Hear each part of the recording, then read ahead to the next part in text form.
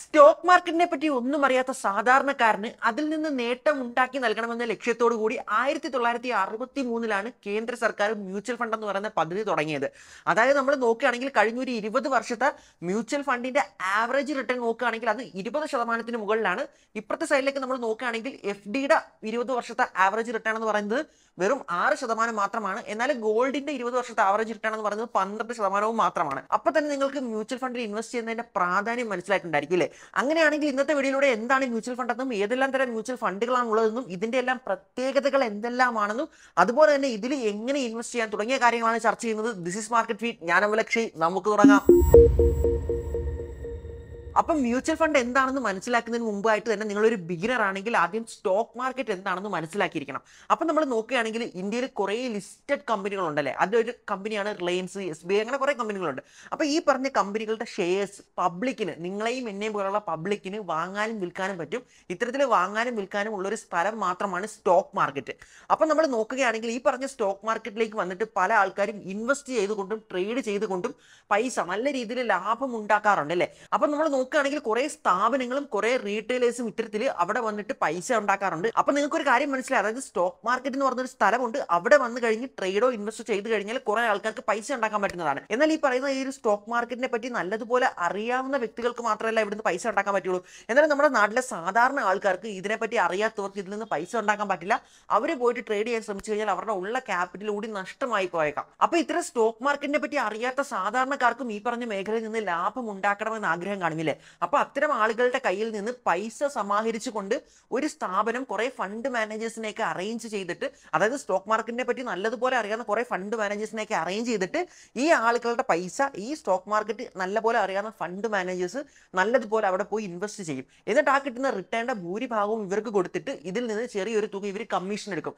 അപ്പൊ ഇതിനെയാണ് മൊത്തത്തിൽ നമ്മൾ പറഞ്ഞാൽ മ്യൂച്വൽ ഫണ്ട് എന്ന് പറയുന്നത്. ഇപ്പൊ ഇവിടെ നിങ്ങളുടെ മനസ്സിലൊരു ഡൗട്ട് വരാൻ സാധ്യതയുള്ളത്, അതായത് ഇത്തരത്തിൽ പൈസ കുറെ ആളുകളുടെ കയ്യിൽ നിന്ന് പൈസ വാങ്ങിയിട്ട് ഒരു ഫണ്ട് ഹൗസോ മാനേജറോ ഒക്കെ ഇത്തരത്തിൽ ഇൻവെസ്റ്റ്മെന്റ് നടത്താൻ നേരം ഇതിൽ തട്ടിപ്പുണ്ടാവാൻ സാധ്യതയില്ല, അല്ലെങ്കിൽ ഇൻവെസ്റ്റേഴ്സിന്റെ പൈസ അവർ അടിച്ചോണ്ട് പോകാൻ സാധ്യതയില്ല എന്നാണ്. എന്നാൽ നിങ്ങൾ അതോർത്ത് പേടിക്കേണ്ട ആവശ്യമില്ല. കാരണം ഇന്ത്യയിലെ മ്യൂച്വൽ ഫണ്ട് ആണെങ്കിലും സ്റ്റോക്ക് മാർക്കറ്റ് ആണെങ്കിലും എല്ലാം തന്നെ ഇത്തരത്തിൽ സെബിയുടെ കീഴിലാണുള്ളത്. അതായത് സെബി ആണ് ഇതിനെ റെഗുലേറ്റ് ചെയ്യുന്നത്. അതുകൊണ്ട് തന്നെ ഇൻവെസ്റ്റേഴ്സിന്റെ ഫണ്ട് അവിടെ സേഫ് ആയിരിക്കും.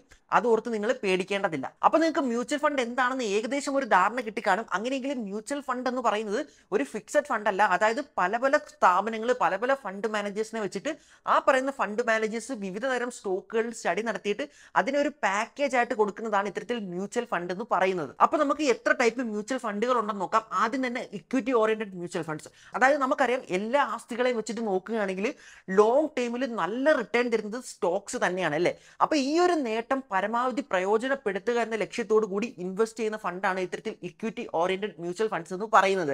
അപ്പൊ ഇവിടേക്ക് നമ്മൾ നോക്കുകയാണെങ്കിൽ ഈ ഒരു ഫണ്ടിൽ കൂടുതലായിട്ടും ഇൻവെസ്റ്റ് ചെയ്യുന്നത് നല്ല നല്ല കമ്പനികളുടെ സ്റ്റോക്സിലായിരിക്കും. അപ്പൊ നമ്മൾ നോക്കുകയാണെങ്കിൽ ചെറുപ്പത്തിലെ ഇൻവെസ്റ്റ് ചെയ്യാൻ ആഗ്രഹിക്കുന്ന ആളുകൾക്കും അതുപോലെ തന്നെ കൂടുതൽ റിസ്ക് എടുക്കാൻ ആഗ്രഹിക്കുന്ന ആളുകൾക്കും ഈ ഒരു മ്യൂച്വൽ ഫണ്ട് കൺസിഡർ ചെയ്യാവുന്നതാണ്. അപ്പൊ ഏതൊക്കെയാണ് ഇക്വിറ്റി ഓറിയന്റഡ് മ്യൂച്വൽ ഫണ്ട്സ് എന്ന് നോക്കുകയാണെങ്കിൽ ആക്സിസ് ഗ്രോത്ത് ഓപ്പർച്യൂണിറ്റി ഫണ്ട്, അതുപോലെ തന്നെ പരാഗ് പരിക് ഫ്ലെക്സി ക്യാപ്, അതുപോലെ മിറേ അസറ്റ് മിഡ് ക്യാപ് തുടങ്ങി ഒരുപാട് എക്സാമ്പിൾസ് ഉള്ളതായിട്ട് നമുക്ക് കാണാം. അപ്പൊ ഈ പറഞ്ഞതൊക്കെ ഉദാഹരണത്തിന് വേണ്ടിയിട്ട് നിങ്ങൾക്ക് മനസ്സിലാക്കാൻ വേണ്ടിയിട്ട് മാത്രം പറഞ്ഞതാണ്. ഒരിക്കലും ഇതൊരു സ്റ്റോക്ക് റെക്കമെൻഡേഷൻ അല്ല. അപ്പൊ നമുക്ക് ഇക്വിറ്റി ഓറിയന്റഡ് മ്യൂച്വൽ ഫണ്ട്സിൽ എങ്ങനെ ഇൻവെസ്റ്റ് ചെയ്യണമെന്ന് നോക്കാം. അതിന് വേണ്ടിയിട്ട് ഞാനിവിടെ സെലക്ട് ചെയ്തിരിക്കുന്നത് സെറാദോയുടെ കോയിൻ എന്ന് പറയുന്ന പ്ലാറ്റ്ഫോം ആണ്. അപ്പൊ നമ്മൾ കോയിനിലേക്ക് വരികയാണെങ്കിൽ നമുക്ക് ഇവിടെ കാണാൻ പറ്റുന്നുണ്ട്, അതായത് 3000-ലധികം മ്യൂച്വൽ ഫണ്ടുകൾ സെർച്ച് ചെയ്യാനുള്ള ഒരു ഓപ്ഷൻ ഉണ്ട്. അപ്പൊ ഇതിൽ ഞാൻ കയറിയിട്ട് ഇത്തരത്തിൽ ആക്സിസ് ഗ്രോത്ത് ഓപ്പർച്യൂണിറ്റി എന്ന് പറയുന്ന നമ്മുടെ ഫണ്ട് സെർച്ച് ചെയ്യുകയാണ്. അപ്പൊ നമ്മൾ ഈ ഒരു axis growth opportunity fund click ചെയ്യാൻ നേരം നമുക്ക് ഇവിടെ കാണാൻ പറ്റുന്നത് കഴിഞ്ഞൊരു 3 വർഷത്തെ ഇതിന്റെ CAGR റിട്ടേൺ ആണ്. അതായത് കഴിഞ്ഞൊരു 3 വർഷം കൊണ്ട് ഇത് 26.07% റിട്ടേൺ ആണ് ഇൻവെസ്റ്റേഴ്സിന് നൽകിയിട്ടുള്ളത്. അപ്പൊ നമ്മൾ നോക്കുകയാണെങ്കിൽ ഇപ്പുറത്ത് തന്നെ 100 രൂപയാണ് ഇതിന്റെ മിനിമം ഇൻവെസ്റ്റ്മെന്റ് എമൗണ്ട് എന്നും കാണിച്ചിട്ടുണ്ട്. അതുപോലെ തന്നെ ഇതിന്റെ എക്സ്പെൻസ് റേഷ്യോ 0.56% ആണെന്നും കാണിച്ചിട്ടുണ്ട്. അതായത് നമുക്കറിയില്ലേ മ്യൂച്വൽ ഫണ്ട് ആയതുകൊണ്ട് തന്നെ ഒരു എക്സ്പെൻസ് ഇവിടെ വരുന്നതാണ്. ആ ഒരു എക്സ്പെൻസിന്റെ പെർസെന്റേജ് എത്രയാണെന്നാണ് ഇവിടെ കാണിക്കുന്നത്. അപ്പൊ നമ്മളിവിടെ നോക്കുകയാണെങ്കിൽ ആക്സിസ് ഗ്രോത്ത് ഓപ്പർച്യൂണിറ്റി ഫണ്ട് എന്ന് എഴുതിയേക്കുന്നതിന്റെ തൊട്ട് താഴെയായിട്ട് ഡയറക്റ്റ് എന്ന് എഴുതിയിട്ടുണ്ട്, ഗ്രോത്ത് എന്ന് എഴുതിയിട്ടുണ്ട്, equity large and mid cap എന്ന് എഴുതിയിട്ടുണ്ട്. അപ്പൊ ഇവിടെ നമ്മൾ ആദ്യം തന്നെ നോക്കുകയാണെങ്കിൽ എന്താണ് ഡയറക്റ്റ് എന്നുള്ള കാര്യം മനസ്സിലാക്കണം. അതായത് നിങ്ങൾ മ്യൂച്വൽ ഫണ്ടിൽ ഇൻവെസ്റ്റ് ചെയ്യാൻ പോകുകയാണെങ്കിൽ നിങ്ങൾക്ക് 2 ഓപ്ഷൻ ഉണ്ട്. ഉണ്ട്. ഒന്ന് നിങ്ങൾക്ക് റെഗുലർ ആയിട്ട് ഇൻവെസ്റ്റ് ചെയ്യാം, അല്ലെങ്കിൽ നിങ്ങൾക്ക് ഡയറക്റ്റ് ഓപ്ഷൻ തിരഞ്ഞെടുക്കാം. ഇവിടെ റെഗുലർ എന്താണെന്ന് വെച്ച് കഴിഞ്ഞാൽ അതായത് നിങ്ങൾക്ക് വേണ്ട അഡ്വൈസും ഏത് മ്യൂച്വൽ ഫണ്ടാണ് നല്ലതെന്നും ആ ഒരു മ്യൂച്വൽ ഫണ്ടിന്റെ പ്രത്യേകതകൾ എന്തെങ്കിലും പ്രശ്നം ഉണ്ടെങ്കിൽ നിങ്ങൾക്ക് വിളിച്ച് അഡ്വൈസ് തരാനായിട്ട് അവിടെ ഒരാളുണ്ടായിരിക്കും. ഓക്കെ, അതാണ് റെഗുലർ എന്ന് പറയുന്നത്. നമ്മുടെ ഷെയർഖാൻ പോലുള്ള പഴയ ബ്രോക്കേഴ്സ് ഒക്കെ പണ്ട് കാലത്ത് ഡിസ്കൗണ്ട് ബ്രോക്കേഴ്സ് ഒക്കെ വരുന്നതിന് മുമ്പായിട്ട് മിക്കവരും എല്ലാവരും റെഗുലർ തന്നെയായിരുന്നു. അതായത് ഇത്തരത്തിൽ നിങ്ങൾക്ക് അഡ്വൈസ് തരാൻ ഒരാൾ അവിടെ ഉണ്ടായിരിക്കുന്നതാണ്. എന്നാൽ നമ്മൾ ഇപ്പുറത്ത് ഡയറക്റ്റിലേക്ക് നോക്കുകയാണെങ്കിൽ ഇപ്പോൾ സെറോദ കോയിനൊക്കെ ഡയറക്റ്റ് ആണ്. അതായത് നിങ്ങൾക്ക് അഡ്വൈസ് തരാനൊന്നും അവിടെ ആരും കാണില്ല, നിങ്ങൾക്ക് ആരെയും വിളിച്ച് ചോദിക്കാനും പറ്റില്ല. പക്ഷേ നിങ്ങൾക്ക് ഇതുപോലെ സ്റ്റഡി നടത്തിയിട്ട് നല്ല മ്യൂച്വൽ ഫണ്ടുകൾ കണ്ടെത്തിയിട്ട് അതിൽ നിങ്ങൾക്ക് ഡയറക്റ്റ് പോയിട്ട് ഇൻവെസ്റ്റ് ചെയ്യാം. അപ്പോൾ ഇനി നമ്മളിവിടെ നോക്കുകയാണെങ്കിൽ രണ്ടാമത് കാണുന്നത് ഗ്രോത്ത് എന്ന് പറയുന്ന ഒരു ഓപ്ഷനാണ്. അതായത് നിങ്ങൾ ഏതെങ്കിലും ഒരു മ്യൂച്വൽ ഫണ്ട് സെർച്ച് ചെയ്യുകയാണെങ്കിൽ നിങ്ങൾക്ക് അവിടെ രണ്ട് ഓപ്ഷൻസ് കിട്ടുന്നതാണ്. ഒന്ന് ഗ്രോത്തും ഒന്ന് IDCWയും. അതായത് നിങ്ങൾക്ക് കാണാൻ പറ്റുന്നുണ്ട് അല്ലേ. അതായത് ആക്സസ് ഗ്രോത്ത് ഓപ്പർച്യൂണിറ്റി ഞാൻ ഫണ്ട് സെർച്ച് ചെയ്ത സമയത്ത് ഇത്തരത്തിൽ അത് രണ്ടെണ്ണം വന്നിട്ടുണ്ട്. അതായത് ഒന്ന് ഗ്രോത്തും ഒന്ന് IDCW ആണ്. അപ്പോൾ എന്താണ് ഈ പറഞ്ഞ ഗ്രോത്തും IDCW തമ്മിലുള്ള വ്യത്യാസം എന്ന് നമുക്ക് നോക്കാം. അപ്പോൾ ഗ്രോത്ത് എന്ന് പറഞ്ഞാൽ നിങ്ങൾ ഈ പറഞ്ഞ മ്യൂച്വൽ ഫണ്ടുകളിൽ ഇൻവെസ്റ്റ് ചെയ്യാന്ന് പറഞ്ഞാൽ കുറേ നല്ല നല്ല കമ്പനികളുടെ സ്റ്റോക്കുകളിൽ ഒരുമിച്ച് ഇൻവെസ്റ്റ് ചെയ്തിരിക്കുകയല്ലേ. അപ്പോൾ ഈ കമ്പനികളെല്ലാം തന്നെ ഓരോ വർഷവും നല്ല രീതിയിൽ ലാഭം ഉണ്ടാക്കുന്നുണ്ട്. എക്സാമ്പിൾ പറയുകയാണെങ്കിൽ റിലയൻസ് കഴിഞ്ഞ ഒരു ക്വാർട്ടറിൽ ഒരു 18,000 കോടി രൂപ ലാഭം ഉണ്ടാക്കിയെന്ന് കരുതുക. അപ്പോൾ നിങ്ങൾ മ്യൂച്വൽ ഫണ്ടിൽ ഇൻവെസ്റ്റ് ചെയ്തത് കൊണ്ട് തന്നെ നിങ്ങളും ആ ഒരു റിലയൻസിന്റെ ഒരു പാർട്ട് ഓണറാണ്. അതുകൊണ്ട് തന്നെ ആ കിട്ടിയ 18,000 കോടിയിൽ നിന്ന് വളരെ ചെറിയൊരു തുക നിങ്ങൾക്കും അവകാശപ്പെട്ടതാണ് അല്ലേ. അപ്പോൾ ആ ഒരു എമൗണ്ടിനെ ഈ പറയുന്ന കമ്പനി ഇത്തരത്തിൽ ഇൻവെസ്റ്റേഴ്സിന് ലാഭവിഹിതമായിട്ട് കൊടുക്കാറുണ്ട്.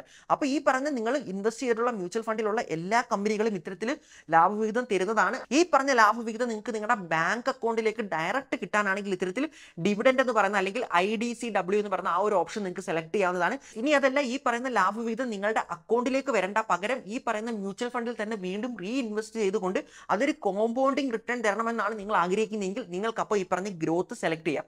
അതായത് രണ്ട് ഫണ്ടുകളും സെയിം ആണ്. ഇത്തരത്തിൽ നിങ്ങൾക്ക് കിട്ടേണ്ട ആ ഒരു ലാഭവിഹിതം നിങ്ങളുടെ അക്കൗണ്ടിലേക്ക് ഡയറക്റ്റ് വരണോ അതോ ഇത്തരത്തിൽ വീണ്ടും റീഇൻവെസ്റ്റ് ചെയ്ത് മ്യൂച്വൽ ഫണ്ടിൽ തന്നെ കിടക്കണോ എന്ന് തീരുമാനിക്കാനാണ് ഈ ഒരു ഡിഫറൻസ് ഇവിടെ ഉള്ളത്. ഇപ്പോൾ നിങ്ങളുടെ മനസ്സിൽ വരാൻ സാധ്യതയുള്ള ഒരു ചോദ്യമുണ്ടല്ലേ, അതായത് ഗ്രോത്ത് സെലക്ട് ചെയ്യണോ അതോ ഈ പറഞ്ഞ രീതിയിൽ IDCW സെലക്ട് ചെയ്യണമോ എന്ന്. അതായത് നിങ്ങൾ നിങ്ങളുടെ ക്യാപിറ്റൽ അപ്രിസിയേഷൻ ആണ് ലോങ് ടൈമിലേക്ക് ആഗ്രഹിക്കുന്നതെങ്കിൽ നിങ്ങൾ തീർച്ചയായിട്ടും ഗ്രോത്ത് തന്നെയാണ് സെലക്ട് ചെയ്യേണ്ടത്. കാരണം എന്താണെന്ന് വെച്ചാൽ ഈ പറഞ്ഞ രീതിയിൽ ഗ്രോത്തിൽ കൂടുതൽ റിട്ടേൺ കിട്ടാനുള്ള സാധ്യതയുണ്ട്. അപ്പോൾ ഇത് ശരിയാണോ എന്ന് അറിയാനായിട്ട് നമുക്ക് ഈ ഒരു ഫണ്ടിലേക്ക് തന്നെ നോക്കാം. അതായത് നമ്മൾ കണ്ടതാണ് ആക്സസ് ഗ്രോത്ത് ഓപ്പർച്യൂണിറ്റിയുടെ ഗ്രോത്ത് എന്ന് പറയുന്ന ഒരു ഓപ്ഷൻ നമ്മൾ സെലക്ട് ചെയ്ത സമയത്ത് നമുക്ക് കാണാം കഴിഞ്ഞ ഒരു 6 വർഷത്തിൽ 26% റിട്ടേൺസ് അവിടെ കിട്ടിയിട്ടുണ്ട്. അതേസമയം തന്നെ സെയിം ഇതിലേക്ക് നമ്മൾ നോക്കുകയാണെങ്കിൽ IDCWയിലേക്ക് അല്ലെ ഡിവിഡൻഡിന്റെ ഓപ്ഷനിലേക്ക് നമ്മൾ നോക്കുകയാണെങ്കിൽ ഇവിടെ കിട്ടിയിട്ടുള്ളത് കഴിഞ്ഞ 3 വർഷം വെറും 19% അല്ലേ. അപ്പോൾ അതിൽ നിന്ന് തന്നെ നല്ലൊരു ഡിഫറൻസ് ഇവിടെ ഉള്ളതായിട്ട് നിങ്ങൾക്ക് മനസ്സിലായെന്ന് വിശ്വസിക്കുന്നു. അപ്പോൾ നമ്മൾ അടുത്ത് നോക്കുകയാണെങ്കിൽ ഇവിടെ equity large and mid cap എന്ന് എഴുതിയിട്ടുണ്ട്. നമ്മളിവിടെ സംസാരിച്ചുകൊണ്ടിരിക്കുന്നത് ഇക്വിറ്റി ഓറിയന്റഡ് മ്യൂച്വൽ ഫണ്ട്സിനെ പറ്റിയാണ്, അതിന്റെ എക്സാമ്പിൾ ആണ്. അതുകൊണ്ട് തന്നെ ഇത് ഇക്വിറ്റി ആണെന്ന് നിങ്ങൾക്ക് മനസ്സിലായി അല്ലേ. അങ്ങനെയാണെങ്കിൽ അടുത്ത് എഴുതിയിരിക്കുന്നത് large cap and mid cap. അതായത് ഇതിൽ നിന്ന് എന്താണ് മനസ്സിലാക്കേണ്ടത് വെച്ച് കഴിഞ്ഞാൽ ഈ പറയുന്ന ഒരു മ്യൂച്വൽ ഫണ്ടില്ലേ അവിടുത്തെ ഫണ്ട് മാനേജേഴ്സ് ലാർജ് ക്യാപ്പിലേക്ക് പോയിട്ട് അവിടുത്തെ കുറേ നല്ല നല്ല സ്റ്റോക്കുകൾ സെലക്ട് ചെയ്തു. അതിനൊപ്പം തന്നെ മിഡ് ക്യാപ്പിലേക്ക് പോയിട്ട് അവിടുത്തെ നല്ല നല്ല കുറേ സ്റ്റോക്കുകൾ സെലക്ട് ചെയ്തു. എന്നിട്ട് ഇതിനെല്ലാം കൂടെ ഒരു പാക്കേജ് ആക്കിയിട്ട് അതിൽ ഇൻവെസ്റ്റ് ചെയ്തിരിക്കുന്ന ഫണ്ടാണ് ഇതെന്നാണ് മനസ്സിലാക്കാൻ സാധിക്കുന്നത്. അതായത് ലാർജ് ക്യാപ്പിലും മിഡ് ക്യാപ്പിലും ഒരുപോലെ ഈ ഒരു ഫണ്ട് ഇൻവെസ്റ്റ് ചെയ്തിട്ടുണ്ട്. അപ്പോൾ നമുക്ക് ഈ ഒരു മ്യൂച്വൽ ഫണ്ട് എങ്ങനെ ബൈ ചെയ്യണമെന്ന് നോക്കാം. അതിന് വേണ്ടിയിട്ട് താഴെ തന്നെ ബൈ എന്നൊരു ഓപ്ഷൻ ഉണ്ട്. നമ്മൾ അതിൽ ക്ലിക്ക് ചെയ്യുകയാണെങ്കിൽ നിങ്ങൾക്ക് മിനിമം 100 രൂപയാണ് ഇൻവെസ്റ്റ്മെന്റ് എന്ന് ഇവിടെ കൊടുത്തിട്ടുണ്ട്. 100 തൊട്ട് എത്ര വേണമെങ്കിലും നിങ്ങൾക്ക് ഇവിടെ ഇൻവെസ്റ്റ് ചെയ്യാവുന്നതാണ്. എന്നിട്ട് നിങ്ങൾക്ക് എങ്ങനെ അത് പേയ്മെന്റ് ചെയ്യണമെന്നുള്ളത് UPI വഴിയോ നെറ്റ് ബാങ്കിങ്ങോ വഴിയോ നിങ്ങൾക്ക് അത് ചെയ്യാവുന്നതാണ്. എന്നിട്ട് നിങ്ങൾക്ക് അത് ബൈ കൊടുക്കാവുന്നതാണ്. ഇനി നിങ്ങൾക്ക് SIP ആയിട്ടാണ് ഇത് ചെയ്യേണ്ടതെങ്കിൽ, അതായത് എല്ലാ മാസവും നിങ്ങളുടെ ബാങ്ക് അക്കൗണ്ടിൽ നിന്ന് ചെറിയൊരു 100 രൂപ 500 രൂപ ചെറിയൊരു രൂപ ഇത്തരത്തിൽ ഈ ഒരു മ്യൂച്വൽ ഫണ്ടിലേക്ക് ഓട്ടോമാറ്റിക്കായിട്ട് ഇൻവെസ്റ്റ് ചെയ്യുകയാണ് നിങ്ങൾക്ക് വേണ്ടതെങ്കിൽ നിങ്ങൾക്ക് അവിടെ SIP സെലക്ട് ചെയ്യാവുന്നതാണ്. ഇത്തരത്തിൽ നിങ്ങൾക്ക് SIP സെലക്ട് ചെയ്തുകൊണ്ട് ഇതെല്ലാം ഫില്ല് ചെയ്തുകൊണ്ട് നിങ്ങൾക്ക് കൊടുക്കുകയാണെങ്കിൽ നിങ്ങൾക്ക് ഇത്തരത്തിൽ തീർച്ചയായിട്ടും SIP ഇൻവെസ്റ്റ്മെന്റും ഇവിടെ ചെയ്യാൻ പറ്റുന്നതാണ്. അപ്പോൾ നമ്മൾ രണ്ടാമത്തെ ഫണ്ട്സിലേക്ക് നോക്കുകയാണെങ്കിൽ അതാണ് ഡെറ്റ് ഓറിയന്റഡ് ഫണ്ട്സ്. അതായത് നിക്ഷേപകർക്ക് സ്ഥിരവും കൃത്യമായ ഒരു വരുമാനം നൽകുന്ന ഒരു മ്യൂച്വൽ ഫണ്ട് ഇൻവെസ്റ്റ്മെന്റ് ആണ് ഇത്തരത്തിൽ ഡെറ്റ് ഓറിയന്റഡ് ഫണ്ട്സ് എന്ന് പറയുന്നത്. അപ്പോൾ നമ്മൾ ഇതിലേക്ക് നോക്കുകയാണെങ്കിൽ ഇത്തരം ഫണ്ടുകൾ കൂടുതലായിട്ട് ഇൻവെസ്റ്റ് ചെയ്യുന്ന സ്റ്റോക്കുകളിലേക്കല്ല, പകരം ഇത്തരത്തിൽ ഗവൺമെന്റ് സെക്യൂരിറ്റീസ്, ഡിബഞ്ചേഴ്സ്, ബോൺഡ്സ് ഇതിലേക്കൊക്കെ ആയിരിക്കും ഈ ഒരു ഫണ്ട് കൂടുതലായിട്ടും ഇൻവെസ്റ്റ് ചെയ്യുന്നത്. അതുകൊണ്ട് തന്നെ ഇതിൽ നിന്ന് കിട്ടുന്ന റിട്ടേൺ എന്ന് പറഞ്ഞാൽ ഇത്തരത്തിൽ ഇക്വിറ്റി ഓറിയന്റഡ് ആയിട്ടുള്ള മ്യൂച്വൽ ഫണ്ട്സിൽ കിട്ടുന്ന അത്രയും കിട്ടാറില്ല. അതുപോലെ തന്നെ ഇക്വിറ്റിയിലുള്ള അത്രയും റിസ്ക് ഈ ഒരു ഫണ്ട്സിൽ ഇല്ല. അപ്പോൾ നമ്മുടെ രാജ്യത്തിന്റെ പലിശ നിരക്ക് കുറയുകയാണെങ്കിൽ ഷോർട്ട് ടൈമിലേക്ക് ഇത്തരം ഡെറ്റ് ഫണ്ടുകളുടെ മൂല്യം കൂടുന്നതായിരിക്കും. അതുപോലെ തന്നെ നമ്മുടെ രാജ്യത്തിന്റെ പലിശ നിരക്ക് കൂടുകയാണെങ്കിൽ ഇത്തരം ഫണ്ടുകളുടെ ആ ഒരു വാല്യൂ കുറയുന്നതായിരിക്കും. അപ്പോൾ നമുക്ക് ഡെറ്റ് ഓറിയന്റഡ് മ്യൂച്വൽ ഫണ്ട്സിന്റെ എക്സാമ്പിൾ ഏതൊക്കെയാണെന്ന് നോക്കുകയാണെങ്കിൽ HDFC short term debt fund, അതുപോലെ തന്നെ axis short term debt fund. അപ്പോൾ നമ്മൾ എക്സാമ്പിൾ പറഞ്ഞ HDFC ഷോർട്ട് ടൈം ഡെറ്റ് ഫണ്ടിലേക്ക് വന്നിരിക്കുകയാണ്. ഇവിടെ നോക്കുമ്പോൾ നിങ്ങൾക്ക് കാണാൻ പറ്റുന്നുണ്ട്, അതായത് ഇവിടെയും ഗ്രോത്ത് ഉണ്ട്, IDCW ഉണ്ട്. അപ്പോൾ നിങ്ങൾക്ക് ഇതുപോലെ ഇതിലും ക്ലിക്ക് ചെയ്തുകൊണ്ട് നേരത്തെ പറഞ്ഞത് കണക്ക് ഈ ഒരു ഡെറ്റ് ഫണ്ടിൽ ഇൻവെസ്റ്റ് ചെയ്യാവുന്നതാണ്. മൂന്നാമത്തേതാണ് ബാലൻസ്ഡ് ഫണ്ട്സ്. അപ്പോൾ ഇത്തരം ഫണ്ടുകൾ എന്താണ് ചെയ്യുന്നതെന്ന് ചോദിച്ചു കഴിഞ്ഞാൽ ഇക്വിറ്റിയിലും അതുപോലെ തന്നെ ബോൺസിലും ഡിബഞ്ചേഴ്സിലും എല്ലാം തന്നെ ഒരുപോലെ ഇൻവെസ്റ്റ് ചെയ്യുകയാണ് ഇവർ ചെയ്യുന്നത്. അതായത് നമ്മൾ ഈ ഒരു റേഷ്യോയിലേക്ക് നോക്കുകയാണെങ്കിൽ ഇത്തരം ഫണ്ടുകൾ സാധാരണയായിട്ട് 40% ഇക്വിറ്റിയിലും ബാക്കി വരുന്ന 60% ബോണ്ടിലും ഡിബഞ്ചറിലും ഒക്കെ ആയിട്ടായിരിക്കും ഇൻവെസ്റ്റ് ചെയ്യുന്നത്. അതുകൊണ്ട് തന്നെ ഈ ഇക്വിറ്റിയിലും ഈ ഒരു ബോൺസിലും മിക്സ് ചെയ്ത് ഇൻവെസ്റ്റ് ചെയ്തിരിക്കുന്നത് കൊണ്ട് തന്നെ ഇത്തരത്തിൽ ഇക്വിറ്റി മാർക്കറ്റിൽ നല്ല രീതിയിലുള്ള വോളറ്റിലിറ്റി ഉണ്ടായാൽ പോലും ഈ ഒരു ഫണ്ടിനെ അത് വലിയ രീതിയിൽ ബാധിക്കുകയില്ല. അപ്പോൾ ഈ ഒരു ബാലൻസ്ഡ് ഫണ്ട്സിനെ പറ്റിയുള്ള എൻ്റെ ഒരു പേഴ്സണൽ അഭിപ്രായം പറയുകയാണെങ്കിൽ നമ്മൾ ഇക്വിറ്റി ഓറിയന്റഡ് മ്യൂച്വൽ ഫണ്ട്സിലേക്ക് നോക്കിക്കഴിഞ്ഞാൽ അവിടെ നല്ല രീതിയിലുള്ള റിട്ടേൺ കിട്ടുന്നുണ്ട്, അവിടെ അതുപോലത്തെ റിസ്ക്കും ഉണ്ട് അല്ലേ. എന്നാൽ ഇപ്പുറത്ത് നമ്മൾ നോക്കുകയാണെങ്കിൽ ഡെറ്റ് ഫണ്ട്സിലേക്ക് നോക്കുകയാണെങ്കിൽ അവിടെ സാധാരണ രീതിയിലുള്ള റിട്ടേൺ ആണ് കിട്ടുന്നത്, എന്നാൽ അവിടെ റിസ്ക് കുറവാണ്. എന്നാൽ ഈ ബാലൻസ്ഡ് ഫണ്ട് എന്ന് പറയുമ്പോൾ ഇത് രണ്ടിനെയും കൂടെ മിക്സ് ചെയ്യുന്ന ഫണ്ട് ആയതുകൊണ്ട് തന്നെ സാധാരണക്കാരൻ, അതായത് കുറച്ച് റിസ്ക് എടുത്തുകൊണ്ട് കുറച്ച് റിട്ടേൺ കിട്ടണമെന്ന് ആഗ്രഹിക്കുന്ന ആൾക്കാർക്ക് പറ്റിയ ഒരു ഇൻവെസ്റ്റ്മെന്റ് മെത്തേഡാണ് ഈ പറഞ്ഞ ബാലൻസ്ഡ് ഫണ്ട്സിലെ ഇൻവെസ്റ്റ്മെന്റ്. അപ്പോൾ നമ്മൾ ബാലൻസ്ഡ് ഫണ്ട്സിന്റെ എക്സാമ്പിൾ നോക്കുകയാണെങ്കിൽ UTI ഹൈബ്രിഡ് ഇക്വിറ്റി ഫണ്ട് കാണാൻ പറ്റുന്നതാണ്, അതുപോലെ തന്നെ HDFC ഹൈബ്രിഡ് ഇക്വിറ്റി ഫണ്ടും കാണാൻ പറ്റുന്നതാണ്. ഇത്തരത്തിൽ ഒരുപാട് ഫണ്ട്സുകളുണ്ട്. അപ്പോൾ ഇതൊരു എക്സാമ്പിൾ ആയിട്ട് പറഞ്ഞതാണ്, ഇതും ഒരിക്കലും ഒരു ഇൻവെസ്റ്റ്മെന്റ് അഡ്വൈസ് അല്ല.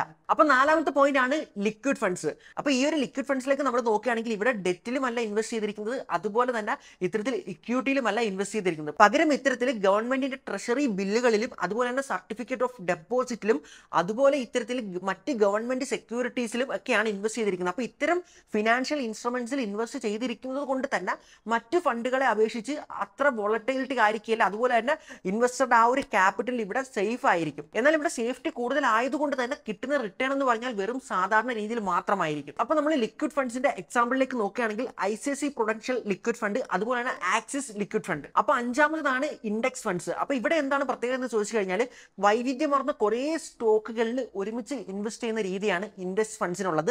എന്നാൽ ഇക്വിറ്റി ഫണ്ട്സുമായിട്ടുള്ള ഇതിന്റെ ഒരു വ്യത്യാസം എന്താണെന്ന് ചോദിച്ചു കഴിഞ്ഞാൽ ഇക്വിറ്റി ഫണ്ട്സിൽ ഒരു ഫണ്ട് മാനേജർക്ക് അദ്ദേഹത്തിന് ഇഷ്ടമുള്ള സ്റ്റോക്കുകൾ നല്ലതെന്ന് തോന്നുന്നത് സെലക്ട് ചെയ്തിട്ട് അവിടെ സെലക്ട് ചെയ്ത് ഇൻവെസ്റ്റ് ചെയ്യാവുന്നതാണ്. എന്നാൽ ഇവിടേക്ക് വരുന്ന സമയത്ത് ഇത്തരത്തിൽ ഫണ്ട് മാനേജർക്ക് അതിനുള്ളൊരു ഫ്രീഡം ഉണ്ടായിരിക്കുകയില്ല. അതായത് ഏത് ഇൻഡെക്സ് ഫണ്ടിനെയാണ് ഫോക്കസ് ചെയ്യുന്നത് ആ ഒരു ഇൻഡെക്സിലുള്ള സ്റ്റോക്കുകളിൽ മാത്രമേ അദ്ദേഹത്തിന് ഇൻവെസ്റ്റ് ചെയ്യാൻ സാധിക്കുകയുള്ളൂ. അപ്പോൾ ഇവിടെ ഒരു എക്സാമ്പിൾ പറയാനാണെങ്കിൽ നിഫ്റ്റിയുടെ ഇൻഡെക്സ് ഫണ്ടിലാണ് ഒരാൾ ഇൻവെസ്റ്റ് ചെയ്യാൻ പോകുന്നതെങ്കിൽ അദ്ദേഹത്തിന് ആ ഒരു നിഫ്റ്റി 50യിലുള്ള 50 കമ്പനികളിലായിരിക്കും ഇൻവെസ്റ്റ് ചെയ്തിരിക്കുക. അപ്പോൾ അങ്ങനെ ഇൻവെസ്റ്റ് ചെയ്യുന്നത് കൊണ്ട് തന്നെ ആ ഒരു നിഫ്റ്റിയിൽ 50 കമ്പനികൾ മുകളിലേക്ക് പോവുകയാണെങ്കിൽ ഓട്ടോമാറ്റിക്കായിട്ട് നിഫ്റ്റിയും മുകളിലേക്ക് പോകുന്നതായിരിക്കും. അങ്ങനെ ആ ഒരു ഫണ്ടിന്റെ വാല്യൂ കൂടുന്നതായിരിക്കും. അപ്പോൾ ഇൻഡെക്സ് ഫണ്ടുകളുടെ എക്സാമ്പിൾ ഏതൊക്കെയാണെന്ന് ചോദിച്ചു കഴിഞ്ഞാൽ നിപ്പോൺ ഇന്ത്യ ഇൻഡെക്സ് ഫണ്ട്, അതുപോലെ തന്നെ ടാറ്റ നിഫ്റ്റി ഇൻഡെക്സ് ഫണ്ട്, അതുപോലെ UTI നിഫ്റ്റി ഇൻഡെക്സ് ഫണ്ട്. അപ്പോൾ ഇവിടെ ഒരു കാര്യം എനിക്ക് എടുത്തു പറയാനുള്ളത് എന്താണെന്ന് വെച്ചാൽ നിങ്ങൾ ആരെങ്കിലും ഇത്തരത്തിൽ നിഫ്റ്റി ഇൻഡെക്സ് മ്യൂച്വൽ ഫണ്ടിൽ ഇൻവെസ്റ്റ് ചെയ്യാൻ, അതും ഡയറക്റ്റ് ആയിട്ട് ഇൻവെസ്റ്റ് ചെയ്യാൻ ആഗ്രഹിക്കുന്നുണ്ടെങ്കിൽ അതിനേക്കാളും കുറച്ചുകൂടി ഒരു ബെറ്റർ ഓപ്ഷൻ ആയിട്ട് നിങ്ങൾക്ക് നിഫ്റ്റി ബീസിൽ ഇൻവെസ്റ്റ് ചെയ്യുന്നതിനെ പറ്റി പരിഗണിക്കാവുന്നതാണ്. അപ്പോൾ എന്താണ് നിഫ്റ്റി ബീസ്, അതിൽ എങ്ങനെ ഇൻവെസ്റ്റ് ചെയ്യണം എന്നുള്ള ഒരു വീഡിയോ മാർക്കറ്റ് ഫീഡ് മുമ്പ് തന്നെ ചെയ്തിട്ടുണ്ട്, അതിന്റെ ലിങ്ക് ഞാൻ ഇവിടെ കൊടുക്കുന്നതായിരിക്കും. അപ്പോൾ വീഡിയോ ഒന്ന് കൺക്ലൂഡ് ചെയ്ത് പറയാനാണെങ്കിൽ സ്റ്റോക്ക് മാർക്കറ്റിനെ പറ്റി മ്യൂച്വൽ ഫണ്ടിനെ പറ്റി ഒന്നും അറിയാത്ത സാധാരണക്കാരുണ്ടല്ലേ, അവർക്ക് ഉപകാരപ്പെടുന്ന രീതിയിൽ ഒരു വീഡിയോ ചെയ്യണമെന്ന് കരുതിയിട്ടാണ് ഈ ഒരു വീഡിയോ ചെയ്തത്. അപ്പോൾ എന്താണ് മ്യൂച്വൽ ഫണ്ട് എന്നും ഏതെല്ലാം തരം മ്യൂച്വൽ ഫണ്ടുകളുണ്ടെന്നും ഇതിലെല്ലാം എങ്ങനെ ഇൻവെസ്റ്റ് ചെയ്യണം തുടങ്ങിയ കാര്യങ്ങൾ നിങ്ങൾക്ക് മനസ്സിലായി എന്ന് തന്നെ വിശ്വസിക്കുന്നു. അപ്പോൾ ഇത്തരത്തിൽ നിങ്ങൾ ഏതൊരു മ്യൂച്വൽ ഫണ്ടിൽ ഇൻവെസ്റ്റ് ചെയ്യാൻ പോകുന്നതിന് മുമ്പായിട്ടും തീർച്ചയായിട്ടും ആ ഒരു ഫണ്ടിനെ പറ്റി നല്ലതുപോലെ മനസ്സിലാക്കി പഠിച്ചിരിക്കണം. ഇനി അതല്ല നിങ്ങൾക്ക് അതിന് പറ്റുന്നില്ല എന്നുണ്ടെങ്കിൽ നിങ്ങൾ തീർച്ചയായിട്ടും ഒരു ഫിനാൻഷ്യൽ അഡ്വൈസറിന്റെ സഹായം തേടാവുന്നതുമാണ്. അപ്പോൾ ഇന്നത്തെ വീഡിയോയിൽ ഇത്രയൊക്കെ തന്നെ പറയാനുള്ളൂ. മറ്റൊരു വീഡിയോയിൽ കാണുന്നവരെ